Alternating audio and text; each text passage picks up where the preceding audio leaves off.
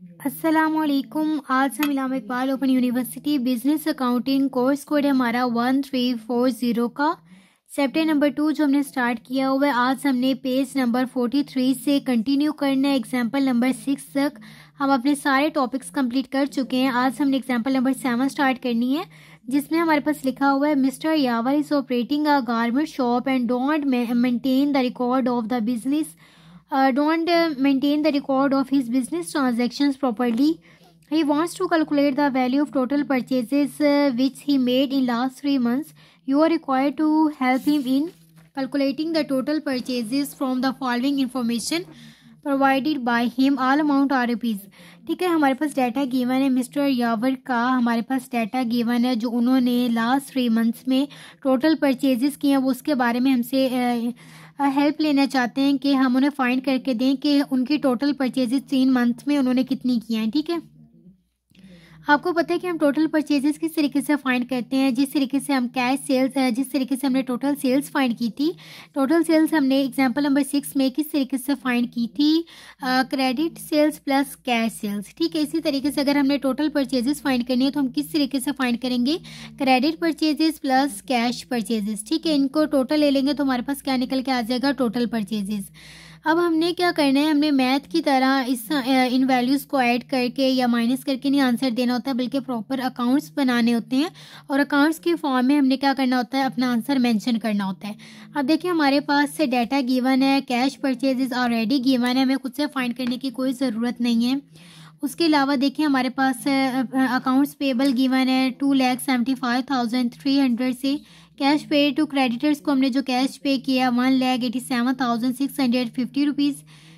Return outwards है हमारे पास, यानी कि अब देखिए ये परचेजेस की बात हो रही है ना, परचेजेस की बात के ऊपर हमारे पास क्या आ रहा है, डाटा के अंदर रिटर्न आउटवर्ड्स। ठीक है, रिटर्न आउट्स का क्या मतलब है कि हमने जो परचेजेस किए हैं वो हमने क्या कर दिए, उनमें से वापस कर दिए 57,500 की। आपको पता है कि वापस करने के कई रीज़न्स हो सकते हैं, जैसे वो गुड्स या वो चीज़ जो हमने परचेज़ की है वो हमारी रिक्वायरमेंट के रिक्वायरमेंट पे ना हो, रिक्वायरमेंट के मुताबिक ना हो, या जितनी हमने डिमांड की थी उससे उसकी क्वांटिटी उससे ज़्यादा हो या उसकी क्वांटिटी लो हो। किसी भी वजह से हमने क्या कर दिया, 55,700 के गुड्स को हमने क्या कर दिया, वापस कर दिया, यानी कि परचेजेस रिटर्न हुई हैं यहाँ पे। अकाउंट पेबल्स हमारे पास हैं 4,22,800 से, और डिस्काउंट हमने रिसीव किए है 27,000 से। ऑब्वियसली जब हम क्या करते हैं, परचेजेस करते हैं तो हम डिस्काउंट रिसीव करते हैं, और जब हम सेल्स करते हैं तो हम डिस्काउंट अलाउड करते हैं। ठीक है, ये डाटा हमारे पास गिवन था। इस डाटा से अब हमने क्या करना है, अपनी एग्जाम्पल को सॉल्व करना है। एग्जाम्पल को न्यूमेरिकली सॉल्व करके देखना है। आप देखें यहाँ पे डायरेक्ट उन्होंने क्या कर दिया, अकाउंट बना दिया, लेकिन इससे पिछले की हम क्या करेंगे, अकाउंट बनाने से पहले अब देखिए हम इन वैल्यूज़ को नहीं याद कर सकते कि किसने जाके डेबिट होना है, किसने क्रेडिट होना है। तो हम पूरे प्रॉपर से कॉन्सेप्ट के साथ देखेंगे कि किस वैल्यू को हमने डेबिट करना होता है, क्यों करना होता है, किसको क्रेडिट करना है तो क्यों करना है। ठीक है, तो अब हम अपनी एग्जाम्पल नंबर 7 स्टार्ट करते हैं। ठीक है, मैंने ये हमारा जो फॉर्मेट था सोल्यूशन का, ठीक है, सोल्यूशन का फॉर्मेट मैंने रेडी कर दिया। अब देखिए मैंने जो ये फर्स्ट फॉर्मेट बनाया, ये मैंने किसका बनाया है, ये मैंने जर्नल बनाया जो हमने फर्स्ट ईयर में सीखा था। ठीक है, अब देखिए अगर हमने इस जो हमने अब अकाउंट बनाना है, चाहे वो क्रेडिटर अकाउंट बनाना है, डेबिटर अकाउंट बनाना है, या चाहे जो भी अकाउंट हम बनाना है, हमें उससे पहले जर्नल एंट्री सोचेंगे। अगर आप इतनी प्रैक्टिस करेंगे, अगर आप बार बार प्रैक्टिस करेंगे तो आपको जर्नल एंट्रीज़ की बनाने की कोई ज़रूरत नहीं होगी, आप डायरेक्ट लेजर पोस्टिंग कर सकते हैं। लेकिन बहुत सारे बच्चे ऐसे होते हैं जिन्हें डायरेक्ट लेजर पोस्टिंग नहीं करनी आती, तो वो इन वैल्यूज़ को रट्टा मार रहे होते हैं। तो इनको रट्टा नहीं मारना होता, इससे पहले हमने क्या करना होता है, जर्नल पोस्टिंग करनी होती है। रफ वर्किंग में भी हमें जर्नल पोस्टिंग करनी पड़ती है, हर हाल में पूरा फॉर्मेट ड्रॉ करना पड़ता है। बस ये नहीं, ये ऊपर वाली हमें इन्फॉर्मेशन नहीं लिखनी पड़ती, बस अपना फॉर्मेट ड्रॉ करते हैं और अपने एंट्रीज लिख लेते हैं, और उन एंट्रीज को देखते हुए अपनी लेजर पोस्टिंग कर लेते हैं, जिस तरीके से हमने एग्जाम्पल नंबर 6 में किया था। ठीक है, लेकिन हम क्या करेंगे, हमने जो इतना टाइम रफ वर्किंग में लगाना है, तो हम क्या करेंगे, उस रफ वर्किंग को भी नीट वर्क की सूरत में रिप्रेजेंट कर देंगे, इससे आपके मार्क्स इन्हेंस हो जाते हैं। ठीक है, तो आपने भी क्या करना है, आपको जर्नल एंट्रीज बनानी तो पड़नी है। इसके अलावा तो आपको नहीं समझ आ सकता कि आपने किस वैल्यू को कहाँ पे जाके, किस वैल्यू को किस एंट्री की कहाँ पे जाके पोस्टिंग करनी है। तो या तो आपको बहुत ज़्यादा प्रैक्टिस करेंगे तो फिर आप इस तरह कर सकते हैं जिस तरीके से अब अगर कोई क्वेश्चन सॉल्व करने लगूँ तो मुझे जर्नल एंट्रीज की ज़रूरत नहीं पड़ती है, मैं डायरेक्ट लेजर पोस्टिंग कर लेती हूँ। तो बहुत सारे बच्चे ऐसे होंगे जिनको डायरेक्ट लेजर पोस्टिंग में मसला आता होगा, उन्हें पहले जर्नल पोस्टिंग करनी चाहिए, उसके बाद ही उन्हें अपनी लेजर पोस्टिंग की तरफ जाना चाहिए। ठीक है, तो हमने क्या करना है, हमने जो इतना टाइम स्पेंड करना है उस पर, तो हमने इस तरीके से अपना जर्नल का जो हम जर्नल की एंट्रीज करने लगे उसका फॉर्मेट ड्रॉ कर लेना है।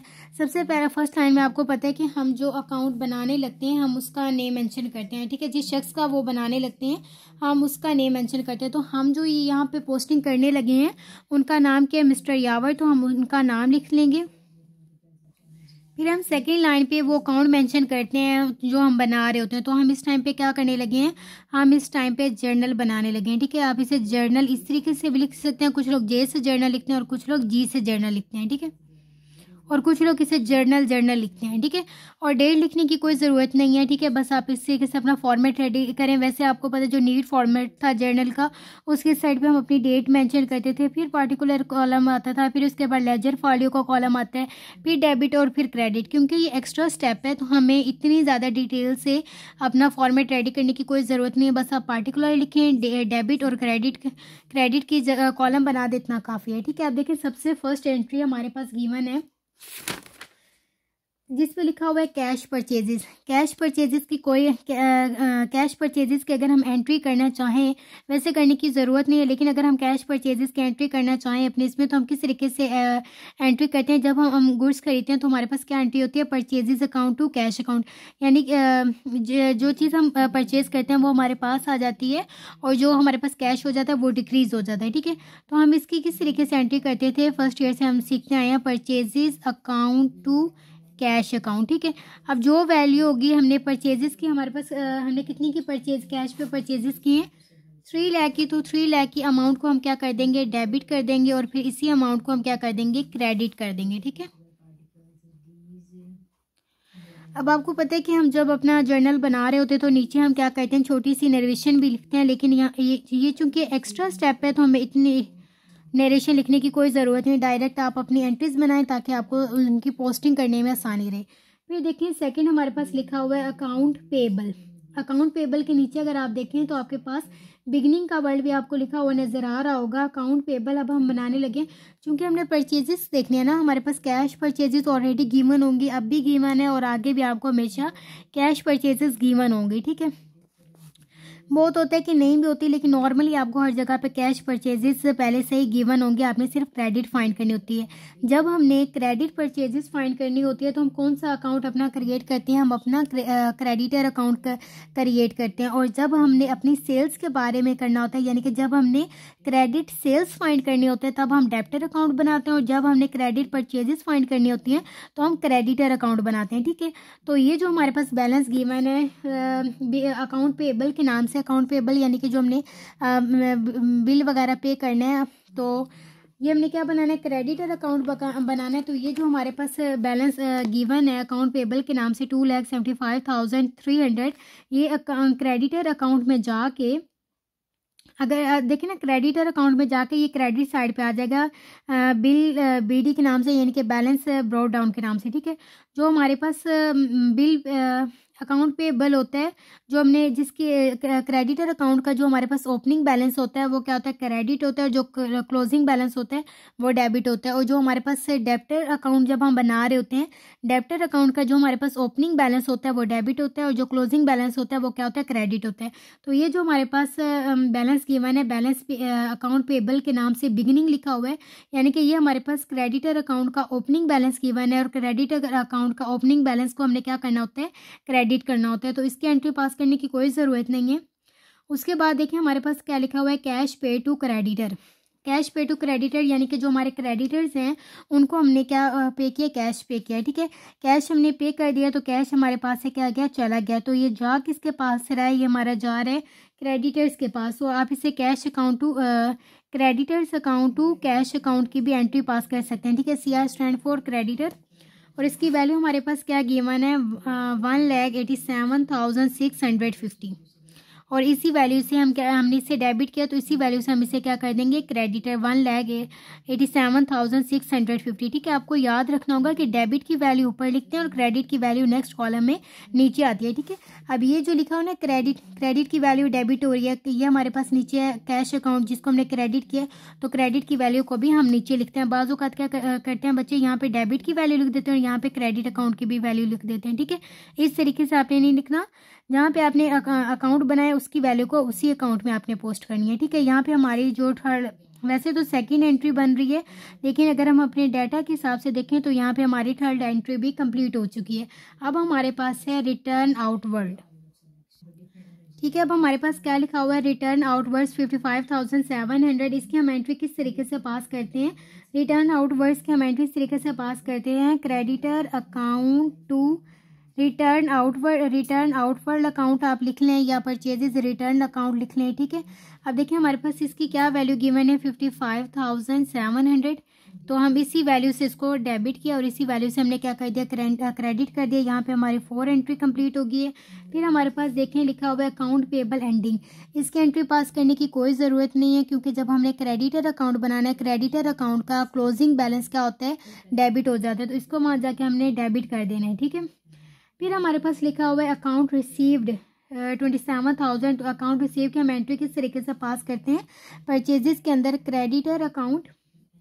Creditor account to discount received account. ठीक है, A/C शॉर्ट फॉर्म होती है अकाउंट लिखने की। आप अगर पेपर में सॉल्व कर रहे हो तो आपने अकाउंट का वर्ड पूरा लिख के आना है। इसी वैल्यू से हमने क्या कर दिया, डेबिट कर दिया, और इसी वैल्यू से हमने क्या कर दिया, क्रेडिट कर दिया। ये जो हमने सारा जर्नल बनाया था, ये हमारा फर्स्ट ईयर का सिलेबस था। अब ये हमने क्या कर लिया, हमने अपनी जर्नल पोस्टिंग कर लिया। जर्नल पोस्टिंग का फ़ायदा क्या होगा हमें, जब हम लेजर अकाउंट जो हमारा मेन है, जिसकी रिक्वायरमेंट, जिसे बनाने के लिए रिक्वायरमेंट में कहा गया, वो हम आसानी से फाइंड बना लेंगे और इसमें हमारी कोई मिस्टेक नहीं होगी। ठीक है, तो ये हमारी रफ वर्किंग थी जिसको हमने क्या कर दिया है, नीट फॉर्म में रिप्रेजेंट किया है। ठीक है, अब देखिए हमारे जो एग्जाम्पल कैसे रिक्वायरमेंट थी उसको अब हमने सॉल्व करना स्टार्ट किया है। ठीक है, रिक्वायरमेंट में हमारे पास क्या लिखा होता है, calculate the value of total purchases. Total purchases हमने बेसिकली फाइंड करनी थी। टोटल परचेजेस हम किस तरह फाइंड करते हैं, total purchases is equal to cash purchases plus credit purchases. ठीक है, कैश परचेजेस की वैल्यू ऑलरेडी हमारे पास गिवन है 30 लाख से, तो इसको लिख देंगे 30 लाख, प्लस करना है क्रेडिट परचेजेस है नहीं हमारे पास, इस वजह से क्रेडिट परचेजेस ना होने की वजह से हम कौन सा अकाउंट बनाएंगे, हम अपना क्रेडिटर अकाउंट बनाएंगे। ठीक है, तो अब आपको पता है जब हम किसी चीज़ का अकाउंटिंग में सोल्यूशन स्टार्ट करते हैं तो सबसे पहले हम उस शख्स का जिसके लिए हम ये अकाउंट बना रहे होते हैं उसका नेम मेंशन करते हैं। तो उसका नेम क्या हमारे पास, मिस्टर यावर।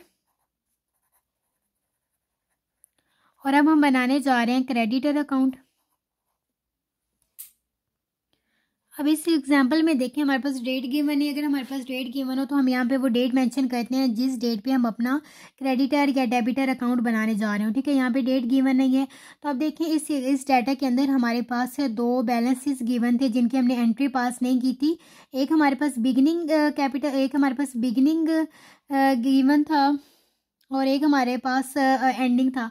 तो बिगिनिंग जब हम क्रेडिटर अकाउंट में बना रहे होते हैं, क्रेडिटर अकाउंट का जो हमारे पास बिगिनिंग बैलेंस होता है, यानी कि जो हमारे पास ओपनिंग बैलेंस होता है, आपको पता है ये हमारी कौन सी साइड होती है, ये हमारी क्रेडिट साइड होती है और ये हमारी साइड ये हमारी डेबिट साइड होती है। ठीक है, तो क्रेडिटर का ओपनिंग बैलेंस हम क्रेडिट करते हैं और इसका क्लोजिंग बैलेंस हम क्या करते हैं, डेबिट करते हैं। तो इसका ओपनिंग बैलेंस हम यहाँ पे लिखते हैं। आप इसे ओपनिंग बैलेंस भी लिख सकते हैं, बैलेंस BD के नाम से भी लिख सकते हैं। तो नॉर्मली जो हमारे पास ओपनिंग बैलेंस होता है हम इसे लिखते हैं बैलेंस BD। ठीक है, बैलेंस BD का क्या मतलब होता है, बैलेंस ब्रोट डाउन। और जो हमारे पास क्लोजिंग बैलेंस होता है इसे हम किस हेडिंग के साथ लिखते हैं, बैलेंस CD। ठीक है, आप इसे एंडिंग बैलेंस भी लिख सकते हैं, क्लोजिंग बैलेंस भी लिख सकते हैं, लेकिन हम क्या करते हैं, बैलेंस CD लिखते हैं। बैलेंस CD का क्या मतलब होता है, बैलेंस कैरिड डाउन। ठीक है, अब इनकी वैल्यू जो हमारे पास ओपनिंग बैलेंस की वैल्यू थी उसको यहाँ लिख दें और जो हमारे पास एंडिंग बैलेंस की वैल्यू थी उसे यहाँ पे लिख दें।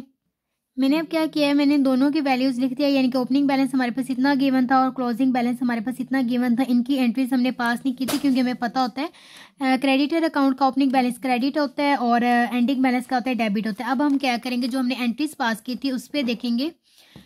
कि अब देखिए ये हमारे पास कैश परचेजेस, इसमें कौन से वर्ड आ रहे हैं, इसमें एक तो आ रहा है परचेजेस का और दूसरा आ रहा है कैश का। यानी कि अगर हम इनकी पोस्टिंग करना चाहें तो इस वैल्यू ने परचेजेस अकाउंट में जाके इसकी पोस्टिंग होनी है और इसकी कैश अकाउंट में जाके पोस्टिंग होनी है। जबकि हम यहाँ पे क्रेडिटर अकाउंट बना रहे हैं अपनी क्रेडिट परचेजेस को फाइंड करने के लिए, तो यहाँ पे क्रेडिट का वर्ड आ ही नहीं रहा और ना ही ये क्रेडिटर अकाउंट में जाएंगी, क्योंकि इसने परचेजेस अकाउंट में शिफ्ट होने अगर हम इनकी एंट्रीज को पास करना चाहें तो, और इसने कैश अकाउंट में जाके शिफ्ट हो जाना है। ठीक है, तो ये तो हमारी फर्स्ट एंट्री बेकार होगी। उसके बाद सेकंड पे देखें, यहाँ पे आपको क्रेडिट का वर्ड नजर आ रहा होगा। ठीक है, तो क्रेडिटर अकाउंट में जो हमारे पास मेंशन है ना वैल्यू 1,87,650, ये जो हमारे पास वैल्यू आ रही है इसका क्या मतलब है कि इस वैल्यू ने क्रेडिटर अकाउंट में जाके डेबिट, इस वैल्यू ने क्रेडिटर अकाउंट में जाके डेबिट हो जाना है। तो हम क्या करेंगे, इस वैल्यू को क्रेडिट अकाउंट में जाके क्या कर देंगे, डेबिट कर देंगे। ठीक है, ये हमारा क्या आ गया, क्रेडिटर अकाउंट आ गया, ये हमारी डेबिटर साइड आ गई और ये हमारी क्रेडिटर साइड आ गई। ठीक है, अब हमारे पास क्या वैल्यू लिखी है, 1,87,650, 1,87,650 ये हमारे पास वैल्यू आ गई। आपने हमेशा याद रखना है, आपने सिर्फ देखना है कि वैल्यू डेबिट हो रही है या क्रेडिट हो रही है। रेफरेंस हमेशा ऑपोजिट अकाउंट का दिया जाता है। ठीक है, तो इसके देखें, इस वैल्यू ने क्रेडिटर अकाउंट में जाके डेबिट होना था और हमने इस वैल्यू को क्रेडिटर अकाउंट में डेबिट कर दिया है। लेकिन जो हम क्या कहते हैं, रेफरेंस देते हैं, वो हमेशा ऑपोजिट देते हैं। ठीक है, अब देखिए इस वैल्यू को अगर हमने डेबिट किया वहाँ जाके तो इसका रेफरेंस क्या होगा, क्रेडिटर अकाउंट वाला। तो इसके क्रेडिटर अकाउंट में देखें तो हमारे पास क्या रेफरेंस आ रहा है, हमारे पास आ रहा है कैश अकाउंट का। तो इस वैल्यू पे जो हमने रेफरेंस देना है वो हमने क्रेडिटर अकाउंट का रेफरेंस नहीं देना होता है, बल्कि ऑपोजिट अकाउंट का देना होता है, जो कि हमारे पास यहाँ पे आ रहा है कैश अकाउंट। ठीक है, ये वैल्यू अब आपको पता चला इसके यहाँ पे डेबिट करने के पीछे लॉजिक क्या थी। तो अब देखें ये एंट्री हमने पास कर ली है। अब अगर हम इसकी एंट्री पास करना चाहें, यानी कि कैश अकाउंट की एंट्री पास करना चाहें, तो इसने जाके कैश अकाउंट में पोस्ट होना है, इसका क्रेडिटर अकाउंट के साथ कोई ताल्लुक नहीं है। ठीक है, अब देखिए हमारे पास थर्ड एंट्री पे क्या लिखा हुआ है, क्रेडिटर अकाउंट, यानी कि जो 55,700 की वैल्यू है, इस वैल्यू को हमने क्रेडिटर अकाउंट में जाके डेबिट कर देना है। तो इस वैल्यू को अब हम क्या करेंगे, क्रेडिटर अकाउंट में डेबिट करेंगे। ये हमारी क्रेडिटर अकाउंट की डेबिट साइड, ये डेबिट साइड है। तो हमारे पास वैल्यू क्या लिखी हुई है, 55,500, 55,700 की जो हमारे पास वैल्यू है, इसको हमने क्या कर दिया, डेबिट कर दिया। अब आपको पता है कि हम क्या करते हैं, सिर्फ वैल्यू को डेबिट क्रेडिट करना देखते हैं, जो रेफरेंस हम देते हैं उसके ऑपोजिट अकाउंट का देते हैं। ठीक है, इस वैल्यू को हमने क्रेडिट अकाउंट में जाके डेबिट कर दिया, लेकिन रेफरेंस देना ऑपोजिट अकाउंट का, तो हमने रेफरेंस किसका देना होगा, क्रेडिट का। इसको हमने डेबिट कर दिया तो इसका ऑपोजिट अकाउंट क्या आ रहा है हमारे पास, return outward account. Return outward की यहाँ पर हेडिंग दे ले। आप परचेजेस रिटर्न की हेडिंग देना चाहें तो आप परचेजेस रिटर्न की भी हेडिंग दे सकते हैं। तो यहाँ पे मैं लिख रही हूँ रिटर्न आउटवर्ड। आप अगर यहाँ परचेजेस रिटर्न लिखना चाहें तो आप वो लिख सकते हैं। ठीक है, रिटर्न आउटवर्ड्स, ठीक है, A/C यानी कि अकाउंट। ठीक है, दो हमने पोस्टिंग कर ली। अब हमारे पास सिर्फ एक लास्ट पोस्टिंग रह गई है, जिसमें हमारे पास क्या है, 27,000 हमारे पास वैल्यू, 27,000 की हमारे पास वैल्यू है और हमने देखना है कि इस वैल्यू को हमने डेबिट करना है या क्रेडिट करना है।